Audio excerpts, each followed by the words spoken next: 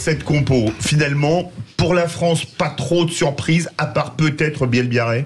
Ouais, Biel Barré, mais qui semblait même avoir fait son chemin dans la tête du staff. À la place de Villiers, les seules incertitudes, c'était le niveau de forme d'Antoine Dupont, mais lui, il a tenu justement à rassurer tout le monde, et ce en conférence de presse. Antoine Mazère était sur place pour Sud Radio. Je vous propose justement d'écouter le capitaine du 15 de France qui tient à rassurer tout le monde.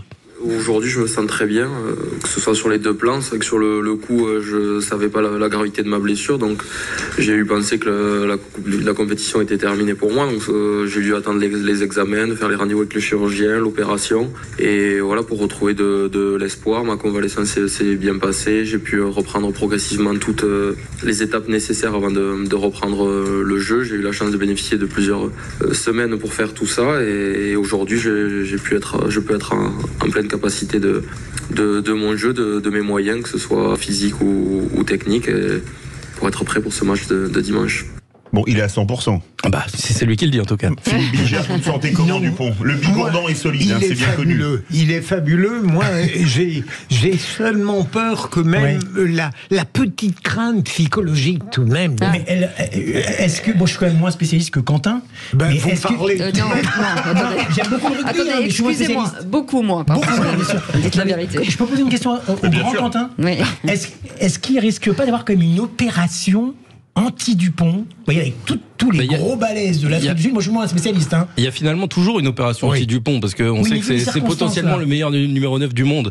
Donc, à chaque fois, les équipes se focalisent sur lui. En tout cas, là, du côté des Sud-Africains, on a dit non, il n'y aura pas de plan anti-Dupont, il y aura un plan anti-français. Ouais. Mais on sait que, forcément, il va être un petit peu recherché. Voilà, on va aller le chercher. C'est ça que je veux dire. Mais la vraie question, c'est au niveau de l'appréhension d'Antoine Dupont. C'est ça où il faut se poser une question. Est-ce qu'il va oser y aller autant que d'habitude? Alors, on imagine que oui, parce que c'est quand même un dur au mal et un sacré courageux. Mais voilà, et puis il faut dire que s'il y a un contact à la tête, aujourd'hui, c'est quand même difficile de passer à côté. Donc il y a de grandes chances que si jamais il prend une charge irrégulière à la tête, il y ait sanction pour les Sud-Africains et qu'ils se pénalisent autant que nous. Ça, à mon avis, Ben O'Keefe, l'arbitre néo-zélandais, va avoir l'œil s'il y a un contrat sur Dupont. Une autre demi-surprise quand même, Anthony Gelon, qui joue en 3e ligne, alors qu'il sort. Attendez, il s'est fait les croisés au mois de mars dernier. Il a fait un match extraordinaire récemment. Il n'avait pas joué depuis 6 mois. Il n'avait pas joué depuis 6 mois et on le met pour le match contre les Box. Est-ce que c'est pas une surprise? Une demi-surprise? Ça pourrait apparaître comme une surprise, mais finalement on s'y attendait un petit peu. Alors c'est vrai que Kroos a pas démérité à ce poste, mais Jelonch, il a un côté plus impactant peut-être physiquement. Il apporte quelque chose que les autres n'ont pas forcément non plus.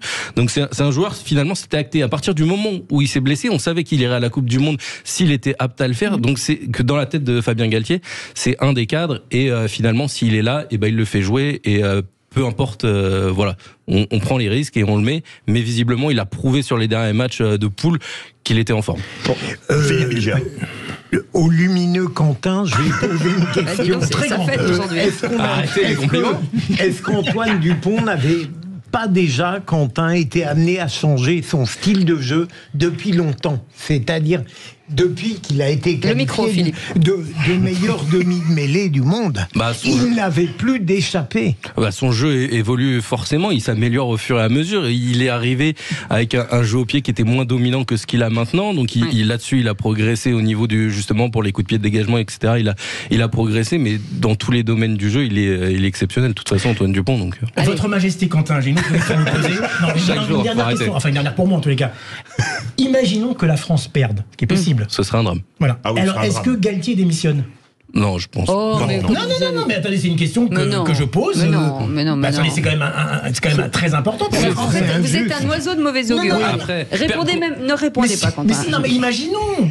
Mais non, mais on n'a pas besoin d'imaginer ça. Moi, je pense qu'ils vont gagner, la France. Mais imaginons. Mais on va gagner. Voilà. Non, mais Quentin, juste parce qu'on a 30 secondes, pour la faiblesse en face, c'est quoi? Là, du coup, ça va peut-être être au niveau des buteurs. C'est Liboc qui a été préféré à Rohan Pinard, qui a été Pollard, qui a été rappelé, et justement, il a été rappelé pour le jeu au pied, et là, il n'est pas titularisé. Donc, c'est peut-être là que ça va se jouer en termes de buteurs, où on sait que nous, Ramos est peut-être le meilleur du monde. Ramos, mon idole.